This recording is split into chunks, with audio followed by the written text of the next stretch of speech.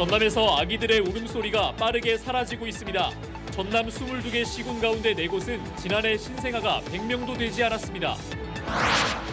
광주의 인구 감소 속도도 빨라지고 있습니다. 이대로라면 내년 말에는 140만 명 선마저 무너질 것으로 예상됩니다. 지난해 광주 전남의 청년 고용률은 전국 평균에 미치지 못했습니다. 떠나는 청년을 붙잡기 위해 좋은 일자리 창출이 다시 한번 강조되고 있습니다. 이낙연 전 민주당 대표가 결국 탈당과 함께 신당 창당을 선언했습니다. 현재 민주당은 김대중 노무현 정신이 사라졌다고 비판했습니다. 여러분 안녕하십니까? KBC 8시 뉴스입니다. 전남 지역에서 아기들의 울음소리가 빠르게 사라지고 있습니다. 지난해 전남 22개 시군 가운데 4곳은 신생아 숫자가 100명에도 미치지 못한 것으로 나타났습니다. 이렇다 보니 올해 전남에서 폐교하거나 휴교할 초등학교가 22곳에 이릅니다. 강동일 기자의 보도입니다. 진도군 진도읍의 중심 상가거리. 거리를 돌아다니는 청소년들은 간혹 눈에 띄지만 초등학생 어린이와 유아를 실은 유모차를 끄는 생기찬 모습은 찾아보기가 힘듭니다. 진도군에는 산부인과 병원이 한 곳 있음에도 지난해 태어난 신생아는 78명에 불과했습니다. 옛날 같으면 유모차들도 많이 다니는데 요즘 진짜 그런 것도 안 보이고 그러니까 아주 좀 걱정스럽습니다. 행정안전부 통계에 따르면 전남 22개 시군 가운데 구례와 곡성, 진도 한평군 등 4곳의 지난해 신생아 출생이 100명 미만으로 나타났습니다. 신생아 200명 미만 출생으로 살펴보면 보성, 장은, 완도, 강진군 등 12곳에 달합니다. 출생이 줄다 보니 폐교하거나 휴교 상태인 전남 지역 초등학교도 꾸준히 늘고 있습니다. 지난 2020년 15곳, 지난해에는 21곳, 올해는 22곳에 이릅니다. 지난해 전남 지역 출생아는 7,660여 명으로 지난 2000년 9,440여 명보다 불과 3년 사이에 1,780여 명이나 줄었습니다.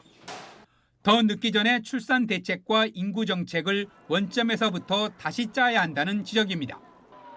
KBC 강동일입니다.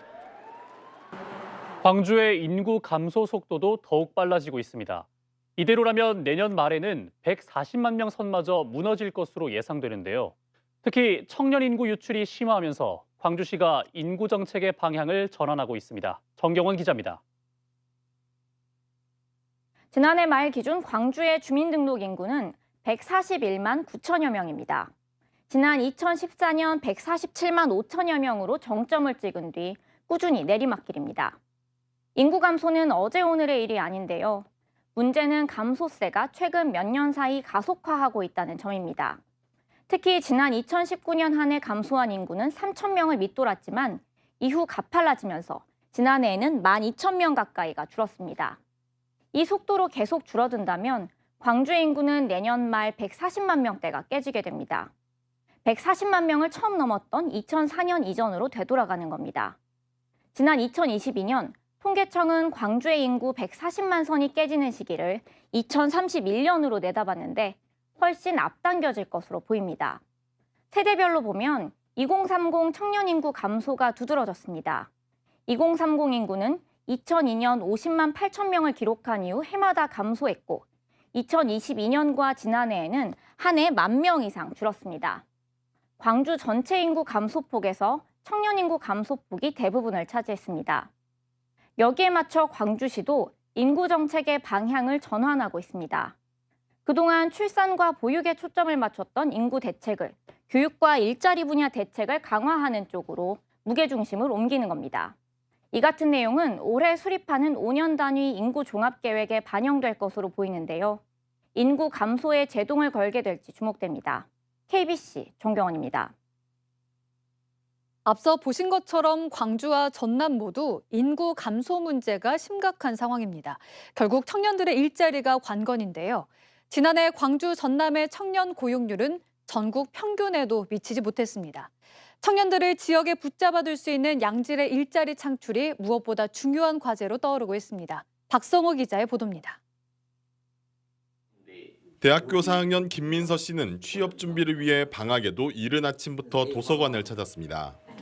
평소 대학을 나온 광주에서 살고 싶다고 생각해왔지만 막상 취업을 하려고 보니 지역 내에서 원하는 일자리를 찾기는 쉽지가 않습니다. 뽑는다면 정착하고 싶을 정도로 광주가 좋은 지역이니까 정착하고 싶은데 이제 상황 여건상 힘들 것 같아서 네. 조금 괜찮다 싶은 기업은 그만큼 경쟁도 치열하다 보니 수십 곳씩 원서를 내도 번번이 탈락의 고배를 마십니다. 계속 취업 준비하고 있는데 한 20-30군데 지원을 했는데 오라는 곳이 없더라고요. 그래서 계속 좀 힘들게 취업을 준비하고 있는. 지난해 광주의 고용률은 60.1%로 2013년 이후 처음으로 60%대를 돌파했고 전남의 고용률도 66.9%로 10년 새 가장 높았습니다.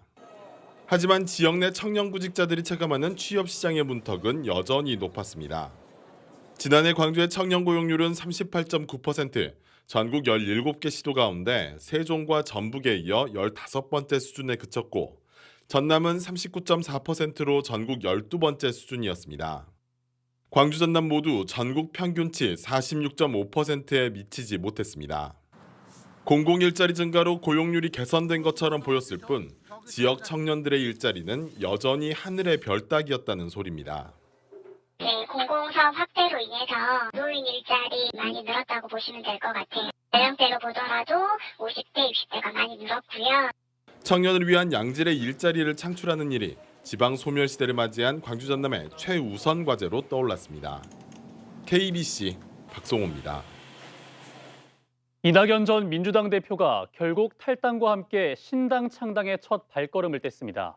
앞서 민주당을 탈당한 원칙과 상식 현역 의원 3명은 물론 이준석 신당과의 협력 의지도 분명히 했습니다. 이형길 기자입니다. 이낙연 전 대표는 탈당에 앞서 자신의 잘못된 선택에 대해 반성했습니다. 지난 2021년 서울과 부산시장 재보궐선거에서 후보를 냈던 점, 2020년 총선에서 위성정당을 동의한 것도 잘못된 판단이라고 회고했습니다. 그러면서 지금의 민주당은 오랜 당원들에게 낯선 곳이 됐다며 이재명 대표 체제를 강도 높게 비판했습니다. 김대중과 노무현의 정신과 가치와 품격은 사라지고 폭력적이고 저급한 언동이 횡행하는 1인 정당, 방탄 정당으로 변질했습니다. 앞서 탈당한 김종민, 이원욱, 조응천 의원과는 창당 준비부터 함께할 수 있게 협의하고 있다고 말했습니다. 이준석 신당과의 연대가 과거 민주당의 가치와 다르지 않냐는 질문에는 DJP 연합보다 가까운 사람들이라며 함께하겠다는 뜻을 강조했습니다. 지금 제3지대에서 만날 사람들이 김대중 대통령이 만났던 그분들과 보다는 훨씬 더 가까운 거리에 있다고 저는 생각합니다. 한편 연이은 탈당 선언 속에서도 민주당은 본격적인 공천 준비에 들어갔습니다. 민주당 안팎에서는 앞으로 공천 과정에서 친명 중심의 불공정한 운영이 나타난다면 지금은 침묵하고 있는 현역 의원들의 추가 탈당이 불가피할 것으로 전망하고 있습니다. KBC 이영길입니다. 더불어민주당 소속 지역 정치인들이 이낙연 전 대표의 탈당과 신당 창당을 규탄했습니다.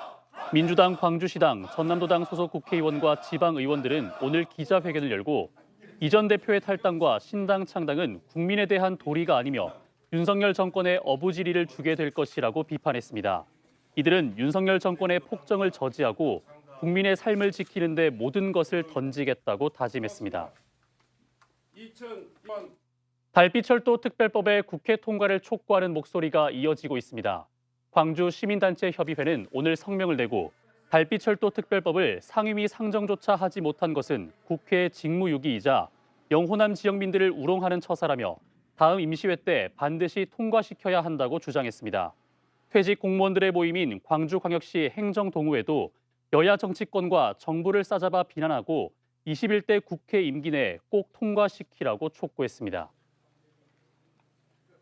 사건 브로커 사건을 수사 중인 검찰이 승진 청탄 의혹이 제기된 경찰들을 상대로 강제 수사에 나섰습니다. 광주경찰청과 일선경찰서장의 집무실, 그리고 지구대장 사무실 등 말 그대로 전방위적 압수수색에 나섰는데요. 브로커들의 사건 무마 의혹에서 시작된 수사가 광주경찰청을 겨냥한 인사비리 수사로 확대되고 있습니다. 이상환 기자입니다. 사건 브로커 비리를 수사 중인 광주지검 반부패 강력수사부가 광주경찰청 등을 상대로 동시다발적 압수수색을 벌였습니다. 대상은 광주경찰청장을 지낸 현직 치안감 A씨의 자택, 광주경찰청 사무실, 광산경찰서 한 지구대 등 모두 7곳입니다. 광주 전남 경찰서장 3명에게서 휴대전화도 제출받았는데 이들은 인사비리 의혹이 불거진 2022년 당시 관련 업무를 담당했던 것으로 알려졌습니다.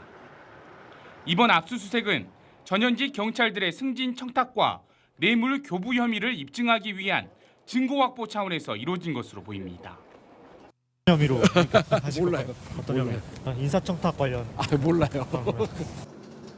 검찰은 62살 성모 씨와 전직 경찰 등 브로커들이 방대한 인맥을 활용해 사건 무마는 물론 경찰 승진 인사에도 개입한 것으로 보고 있습니다.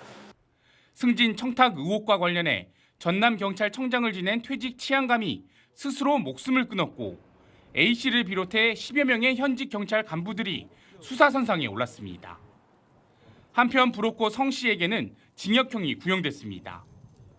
검찰은 수사무마 청탁을 받고 가상자산 투자 사기범에게 18억 5천여만 원의 금품을 받은 혐의를 받고 있는 성씨에게 징역 5년, 추징금 15억 3,900만 원을 선고해달라고 재판부에 요청했습니다. 성씨에 대한 1심 선고 공판은 다음 달 6일 오후 2시 광주지법에서 열립니다. KBC 이상환입니다.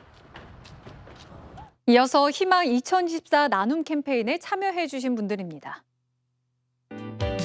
먼저 진도군 의신면 죽청마을 이장 오대석 씨가 5만 원, 진도군 의신면 중굴마을 주민들이 10만 원, 중굴마을 김규성 씨가 10만 원, 중굴마을 이장 김천행 씨가 5만 원, 중리 김재권 씨가 10만 원을 보내주셨습니다.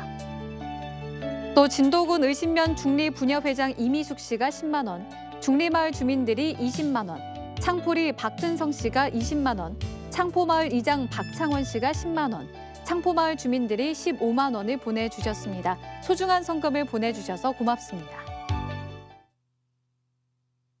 화정 아이파크 붕괴 사고 2주기 추모식이 사고 현장에서 엄수됐습니다.